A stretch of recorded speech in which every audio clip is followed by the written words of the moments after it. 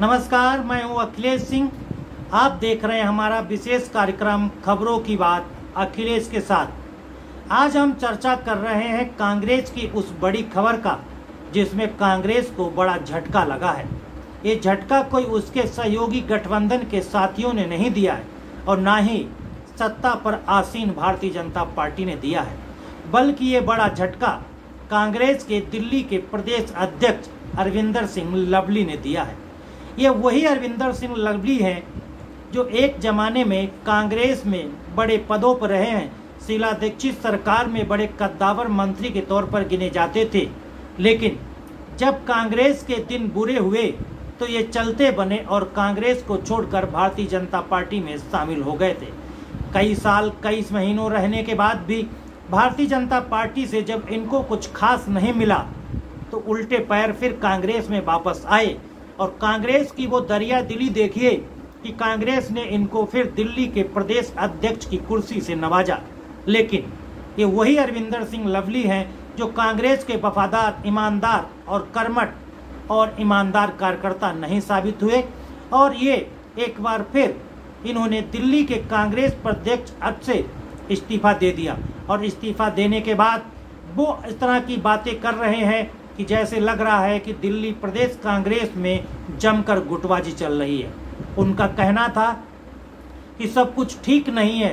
ठीक तो इसलिए भी नहीं कहा जा सकता है क्योंकि वो चाहते थे कि दिल्ली से कांग्रेस को कन्हैया कुमार को टिकट नहीं मिलती, डॉक्टर उदित राज को कांग्रेस टिकट नहीं देती, लेकिन इन दोनों नेताओं को कांग्रेस ने टिकट दिया और लोकसभा चुनाव दमदारी से लड़ा भी रही है और ये दोनों नेता बीजेपी को कड़ी टक्कर भी देने में दिखते हुए नजर आते हैं। सवाल ये है कि जो सीट पर कन्हैया कुमार चुनाव लड़ रहे हैं उसी सीट पर अरविंदर सिंह लवली भी अपना दावा ठोक रहे थे, लेकिन कांग्रेस ने अरविंदर सिंह लवली को टिकट न देकर कन्हैया कुमार को टिकट दिया। अब अरविंदर सिंह लवली दबी जुबान ही कहते हों कि बाहरी नेताओं को कांग्रेस ने टिकट दिया। अरे ये तो वो भी कहा जा सकता है कि कांग्रेस को छोड़कर भाजपा में जाने वाले लवली एक बार फिर कांग्रेस में आते हैं, उनको प्रदेश अध्यक्ष की कुर्सी दे दी जाती है, उनको भी तो बाहरी कहा जा सकता था। एक बार कांग्रेस को धोखा देकर गए थे, दोबारा फिर कांग्रेस में आए थे, भाजपा में रहे, लेकिन कुछ नसीब नहीं हुआ, खाली हाथ गए और खाली हाथ वापस आए। फिलहाल कांग्रेस में जो गुटबाजी है और इस गुटबाजी से लोकसभा चुनाव में कांग्रेस की किरकिरी जरूर कराने में लवली ने अपनी अहम भूमिका निभाई है।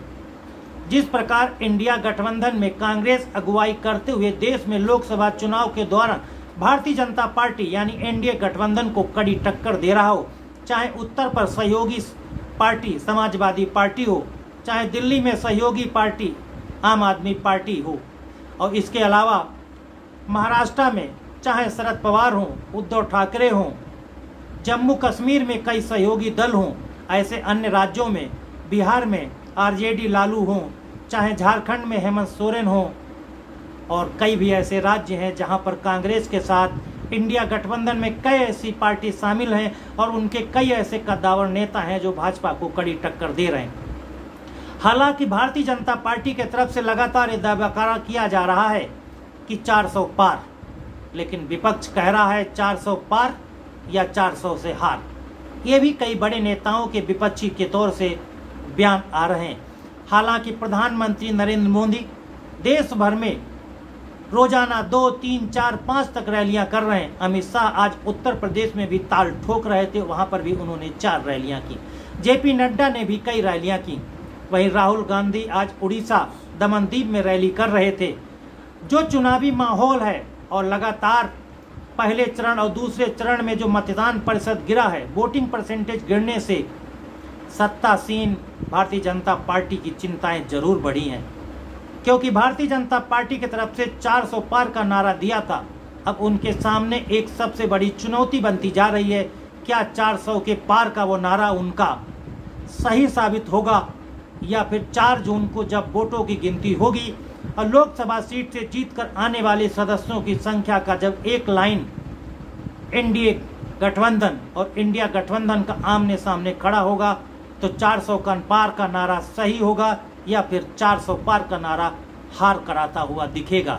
ये तो आने वाला वक्त ही बताएगा कि इंडिया गठबंधन या फिर एनडीए गठबंधन लोकसभा चुनाव 2024 में बाजी मारेगा और जीत का ऊंट किस करवट बैठेगा ये भी उसी समय पता चलेगा।